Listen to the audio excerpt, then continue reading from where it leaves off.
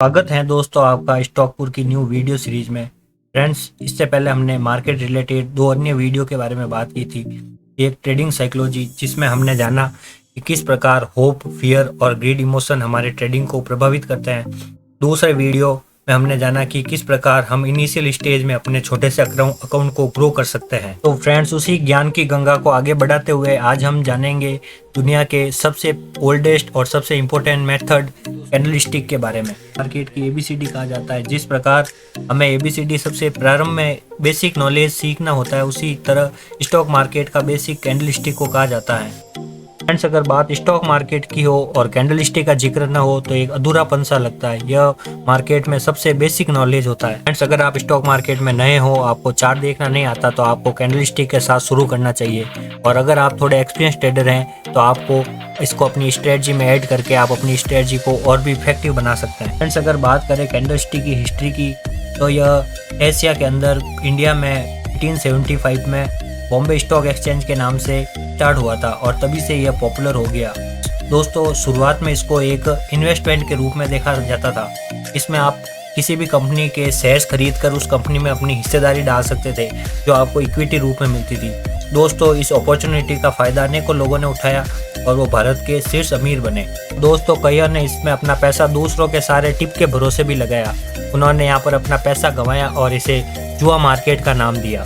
दोस्तों, बात करें कैंडलस्टिक की, तो कैंडलस्टिक एक जापानी कॉन्सेप्ट है, जिसे दोस्तों जापान के एक चावल व्यापारी द्वारा खोजा गया था। इसीलिए हम देखते हैं कि इसके अधिकांश नाम भी जापानी में ही होते हैं, जैसे हेरामी, मारिबोजू, डोजी, स्पाइनिंग टॉप्स। बात करते हैं दोस्तों कैंडलस्टिक की, तो हर कैंडल हमें एक कहानी बताती है। यह कहानी होती है एक बायर और एक सेलर के बीच की बैटल की। दोस्तों, बायर, जिन्हें हम बुल नाम से भी जानते हैं, यह ग्रीन को रिप्रेजेंट करते हैं, और सेलर, जिसे हम बियर के नाम से जानते हैं, वह रेड को रिप्रेजेंट करते हैं। दोस्तों, जिस प्रकार क्रिकेट के अंदर एक बैट्समैन और एक बॉलर, इनके बीच में हर एक बॉल पर एक बैटल जड़ती रहती है और हमें हर एक बॉल पर पता चलता है कि यहाँ पर बैट्समैन विजयी हुआ या बॉलर। दोस्तों, उसी प्रकार मार्केट के अंदर हर एक मिनट, हर एक सेकंड एक बायर और एक सेलर, जो पर्दे के पीछे काम कर रहे होते हैं, इनके बीच में एक बैटल चलती रहती है और हमें end of the time frame पता चलता है कि बायर विन हुए या सेलर।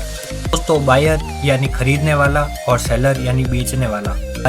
बायर जिनका काम होता है मार्केट को ऊपर की ओर ट्रेंड उठाना, सेलर जिनका काम होता है मार्केट को नीचे की ओर डाउनफॉल गिराना। दोस्तों, क्वेश्चन आता है कि अगर कैंडलस्टिक इतनी सरल है तो यहाँ पर कोई भी लोग इसको समझकर पैसा बना सकते हैं क्या? दोस्तों, सिर्फ हम कैंडलस्टिक को समझकर मार्केट में सर्वाइव कर सकते हैं? तो दोस्तों, इसका जवाब है नहीं, क्योंकि कैंडलस्टिक के बनने से ज़्यादा इंपॉर्टेंट होती है उसकी लोकेशन, कि वह कैंडल कहाँ बन रही है।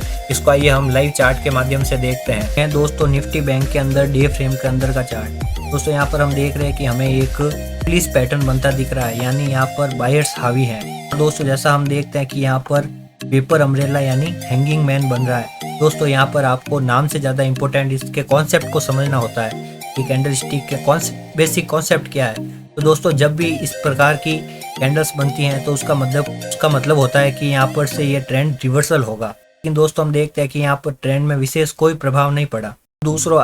अब दोस्तों आइए चलते हैं दूसरे चार्ट पर। दोस्तों, देखिए, यहाँ पर भी एक पॉजिटिव यानी बुलिश पैटर्न है और यहाँ पर भी वैसी की वैसी सेम कैंडल्स बनती हैं, यानी पेपर अम्ब्रेला यहाँ पर भी बना। और दोस्तों देखिए, क्योंकि यह एक लंबी रैली के बाद बना तो इसने ट्रेंड को कैसे रिवर्स किया। और इसलिए दोस्तों, कैंडलस्टिक के बनने से ज़्यादा इंपॉर्टेंट होती है उसकी लोकेशन। दोस्तों, आइए बात करते हैं कैंडलस्टिक के सीक्रेट के बारे में कि कैंडलस्टिक क्या है, यह कैसे बनती है और इसमें हम क्या क्या कीमतों का अंदाज़ा लगा पाते हैं। आगे बढ़ने से पहले दोस्तों, सबसे पहले देरी के लिए माफ़ी चाहता हूँ, लेकिन अच्छा कंटेंट ढूंढने और उसे एडिट कर बनाने में काफ़ी टाइम लगता है। लेकिन अब हम कोशिश करेंगे कि हर वीक में एक वीडियो कम से कम अपलोड हो पाए। दोस्तों, आइए देखते हैं कि व्हाट इज कैंडलस्टिक। दोस्तों, जैसा हम देखते हैं कि कैंडलस्टिक एक चार्ट पर प्राइस को एनालाइज करने का सबसे बेस्ट वे है और ये हमें एक बैटल के बारे में बताती है। वो बैटल होती है एक बायर और एक सेलर के बीच में। दोस्तों, कोई भी कैंडल हो, हमें चार की दोस्तों जानते हैं कैंडल्स एनाटॉमी के बारे में, कि ये कैंडल दिखती कैसी हैं और ये किन चीज़ों से मिलकर बनी होती हैं। दोस्तों, हर एक कैंडल में मेनली 2 इम्पोर्टेंट कंपोनेंट होते हैं, एक उसकी विक और एक उसकी बॉडी। दोस्तों, जब आप इस तरह की कैंडल देखते हैं तो ये एक बुलिश कैंडलस्टिक होती है और यह इसका एंटायर कलर ग्रीन होता है और इसे हम बुलिश कैंडल के नाम से जानते हैं। दोस्तों इस कैंडल के अंदर जो ये ग्रीन पैटर्न होता है इसको हम बॉडी कहते हैं। यह किसी भी कैंडल्स का मेन पार्ट होता है और इसके ऊपर एक तरह से ऐसे शेडो के रूप में जो ये डंडियां होती हैं इसे हम विक कहते हैं। दोस्तों विक एक तरह से प्राइस का रिट्रेसमेंट होता है या रिजेक्शन होता है, मतलब प्राइस वहां जाकर वापस आई है। और दोस्तों सेम इसी तरह से रेड कैंडल जिसे हम बियरिश कैंडल के नाम से जानते हैं उसमें होता है, बस यह ग्रीन कलर के ऑपोजिट होती है। इसमें भी ऐसे विक और बॉडी दो कंपोनेंट से मिलकर बनी होती हैं, जिसे हम इस एंटायर पार्ट को हम बॉडी के नाम से जानते हैं और ऊपर वाले दो शेडो को हम विक के नाम से जानते हैं। दोस्तों बात करें कैंडल स्टिक की, तो कैंडल स्टिक हमें चार कीमतों के बारे में जानकारी देती है। किसी भी स्टॉक की ओपन प्राइस, उसकी क्लोज प्राइस, उसकी हाई प्राइस और उसकी लो प्राइस। दोस्तों सपोज करें जैसे कि कोई स्टॉक जो किसी भी पर्टिकुलर टाइम फ्रेम के अंदर 100 रुपए में खुला और दोस्तों उसने थोड़ी देर की चाल के बाद 100 रुपए से चलकर वो आया 98 पर। दोस्तों इसने अगली चाल बनाई 112 पर और किसी भी टाइम फ्रेम, यानी अगर हम 5 मिनट टाइम फ्रेम की बात करें तो इसने 5 मिनट के अंदर इसने क्लोज बनाई अपनी 110 पर। दोस्तों जैसा आप देखते हैं कि किसी भी स्टॉक ने 5 मिनट के अंदर 4 कीमतें बताई हमें, यानी वो किसी भी प्राइस पर ओपन हुआ, फिर उसने एक प्राइस पर लो बनाया, फिर एक प्राइस पर हाई बनाया और एक प्राइस पर क्लोज बनाया। यानी अब इस एंटायर कैंडल्स को देखकर हम अंदाजा लगा सकते हैं कि किसी स्टॉक ने 100 से खुलकर ऊपर तक 112 गया, मतलब यह ग्रीन। किसी भी दोस्तों कैंडल्स को देखकर हम अंदाजा लगा सकते हैं कि ये ग्रीन कलर के हैं, यानी इसने अपने ओपनिंग प्राइस से हमेशा ऊपर वाली प्राइस पे क्लोज किया, इसलिए यह ग्रीन बनी। दोस्तों ये देखते हैं कि हमें दोस्तों इसी तरह से रिवर्स साइड में होता है, वह रेड कलर को रिप्रेजेंट करती है और यह एक बियरिश कैंडल बन जाती है। दोस्तों जैसे कि वापस से कोई स्टॉक अपनी प्राइस पर ओपन हुआ, यानी एग्जांपल के रूप में हम देखते हैं कि वो 100 रुपए की प्राइस पर ओपन हुआ। दोस्तों मार्केट में बाइट्स या बियरिश के दबाव के चलते उसने थोड़ी देर तो हाई बनाया अपना, यानी यह थोड़ी देर के लिए 105 पर गया, ऐसा हम एग्जाम्पल के रूप में मानते हैं। दोस्तों यह चलते एक बार इसने सपोज करते हैं कि एक बार के लिए 85 रुपए पर चला गया। दोस्तों जैसे ही हम 5 मिनट कैंडल की बात कर रहे हैं और दोस्तों 5 मिनट के अंत में आखिर में जाते हुए यह 92 रुपए पर क्लोज हुआ। दोस्तों जैसा कि मार्केट अपने ओपनिंग प्राइस से तो नीचे ही जा रहा है, यानी यह 100 रुपए से कम पर इसने बनाया, तो इसलिए यह एक तरह से हमें यहाँ पर देखने में आते हैं कि यहाँ पर बियरिश यानी बेचने वाले यहाँ पर ज्यादा हावी थे। तो दोस्तों यहाँ पर भी हमें 4 कैंडल्स के बारे में जानकारी मिलती है। यहाँ इसकी हाई प्राइस, इसकी ओपनिंग प्राइस, इसकी क्लोज प्राइस और इसकी लोवेस्ट प्राइस। इसी प्रकार से दोस्तों यहाँ पर भी कि लो price, open price, close price और हाई प्राइस, इसे दोस्तों शॉर्ट में OHLC कहा जाता है, यानी ओपनिंग, हाई, लो और क्लोज प्राइस। ये दोस्तों अब बात करते हैं कैंडल्स एनाटॉमी या कैंडल के सीक्रेट के बारे में कि दोस्तों जैसा हम देख पा रहे हैं कि यह कैंडल एक एंटायर, इसका पार्ट ग्रीन है, यानी सबसे पहले इस कैंडल को देखते ही हमें पता चल गया कि यहाँ पर लाइट्स एक्टिव हैं। दोस्तों अब हम यहाँ पर देखते हैं तो इस कैंडल्स की विक या तो बिल्कुल छोटी है या है ही नहीं, यानी हमें देखने में आ रहा है कि यहाँ पर बायर्स फुल टोटल कंट्रोल में है इनके, क्योंकि विक का मतलब होता है हाई और क्लोज, लेकिन यहाँ पर ऐसा कुछ नहीं है। तो इसका मतलब इसने पूरे मार्केट के अंदर यहाँ पर बायर्स का ही बोलबाला रहा।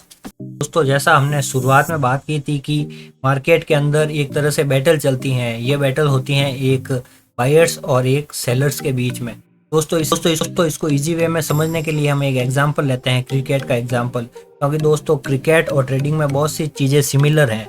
दोस्तों हमारे पास 2 टीमें हैं, एक टीम है हमारे पास इंडिया की और दूसरी दोस्तों टीम है जिम्बाब्वे की। दोस्तों जैसा हम देखते हैं कि इंडिया की टीम जिम्बाब्वे के मुकाबले काफ़ी अच्छी टीम है। तो दोस्तों जैसा हम देखते हैं कि इंडिया ने मान लो मारे 300 रन, बदले में जिम्बाब्वे सिर्फ 70 रन पर आउट हो गई और इंडिया ने अपने एक भी विकेट का नुकसान नहीं हुआ, मतलब इसने 10 विकेट और 300 रन से यह मैच विन कर लिया। तो दोस्तों इंडिया ने 300 रन और 10 विकेट दोनों से एक तरह से मैच पर काबू कर लिया, यानी हम देखते हैं कि ये मैच पूरा का पूरा इंडिया के कंट्रोल में। उसी प्रकार से दोस्तों जब यहाँ पर इस कैंडल में हम देखते हैं तो यहाँ पर ना तो कोई विक है और ना ऊपर अप साइड में है ना लोअर साइड में कोई विक है, यानी कि ये पूरा का पूरा एंटायर बॉडी ग्रीन है, यानी कि ये पूरा का पूरा मैच बायर्स के कंट्रोल में था, यानी कि यहाँ पर बायर्स सेलर्स पर हावी पड़े और मार्केट को ऊपर ले जाने में पूरी तरह से सफल हुए। और दोस्तों मार्केट में हम दूसरे तरह की कैंडल देखते हैं, इस तरह की कैंडल। दोस्तों इस तरह की कैंडल्स में भी बायर्स टोटल कंट्रोल में ना होकर कंट्रोल में है, क्योंकि दोस्तों हम देखते हैं कि कैंडल्स का एंटायर पार्ट पूरा ना होकर कुछ मात्रा में ग्रीन बना हुआ है, जो कि काफ़ी लंबी यहाँ पर बॉडी है और छोटे छोटे से विक है, यानी यहाँ पर भी बायर्स जीते लेकिन उन्हें थोड़ी सी मेहनत करनी पड़ी। यानी जैसे पिछले मैच में 300 रन और पूरे के पूरे 10 विकेट से उन्होंने मैच विन किया था, लेकिन इस बार हम तो अच्छे मारे लेकिन कुछ विकेट का लॉस हुआ, यानी हम देखते हैं कि यहाँ पर 8 विकेट के यहाँ पर हम देखते हैं कि 2 विकेट के लॉस से यहाँ पर मैच जीता, लेकिन अभी भी यह एक तरह से अच्छी जीत मानी जा सकती है। उसी प्रकार से देखते हैं कि बायर्स और सेलर के बीच में एक बैटल तो हुआ, लेकिन बायर्स जो काफ़ी शक्तिशाली निकले ये मार्केट को ऊपर ले जाने में फिर भी सफल हुए। तो मार्केट में 3rd टाइप की कैंडल बनती है, इस टाइप की। इस कैंडल्स को दोस्तों डोजी के नाम से भी जाना जाता है और यह दूसरी किसी भी कैंडल से ज़्यादा पावरफुल और ज़्यादा इम्पोर्टेंट होती है। दोस्तों ये इम्पोर्टेंट और पावरफुल क्यों होती है? क्योंकि दोस्तों जैसे देखिए कि मार्केट ग्रीन कैंडल है, यानी इसका मतलब मार्केट यहाँ पे कहीं ओपन हुआ होगा। और दोस्तों जैसे ही देखते हैं कि यहाँ पर विक ज़्यादा बड़े हैं बॉडी की तुलना में, यानी बॉडी छोटी है और विक ज़्यादा बड़े हैं, तो दोस्तों मार्केट जैसा यहाँ पर कहीं ओपन हुआ होगा और यहाँ पर सेलर एकदम से अग्रेसिवली हाई हो गए और मार्केट को नीचे ले जाने लगे दोस्तों। लेकिन देखते हैं कि एक सपोर्ट के बाद यहाँ पर बायर्स फिर से एक्टिव हुए और इन्होंने मैच या मार्केट का ट्रेंड सेलर्स के हाथ से छुड़वाकर वापस अपने पक्ष में लेकर आए और end of the time frame ये यहाँ पर मार्केट को पॉजिटिवली यानी बुलिश रूप में क्लोज करने में सफल रहे। तो दोस्तों ये हम देखते हैं कि किसी के मुंह दोस्तों हम देखते हैं कि ये एक तरह से शेर वाला शिकार था, यानी सेलर के मुंह से मार्केट छुड़वाकर वापस से इसको पॉजिटिव रूप में बंद करना। तो दोस्तों यह वाली जो कैंडल्स होती हैं जिसे हम डोजी भी कहते हैं, यह सबसे पॉजिटिव, सबसे इम्पोर्टेंट और सबसे इफ़ेक्टिव कैंडल्स होती हैं। दोस्तों जैसा हमने अब तक 3 कैंडल्स देखी, इस कैंडल्स में दोस्तों रन भी पूरे 300 थे और विकेट भी पूरे मतलब 0 ओपनिंग जोड़ी ने यहाँ पर मैच जिता दिया, यानी पूरे 10 विकेट से हम मैच जीत गए। सेकंड मैच दोस्तों यहाँ पर रन की बार भी 300 थे, लेकिन हमें अब की बार विकेट का नुकसान हो गया, यानी थोड़ा सा मैच हल्का सा रोमांचक रहा। लेकिन दोस्तों यहाँ पर उल्टी कहानी हो जाती है, यानी पहले फर्स्ट इनिंग्स में यहाँ पर किसी टीम ने बैटिंग की और उसने 300 रन अब की बार उसने बना दिए और सेकंड इनिंग्स में बायर्स की बैटिंग हुई, तो बायर्स ने दोस्तों 8 विकेट के नुकसान पर सिर्फ 200 रन बना पाए बायर्स।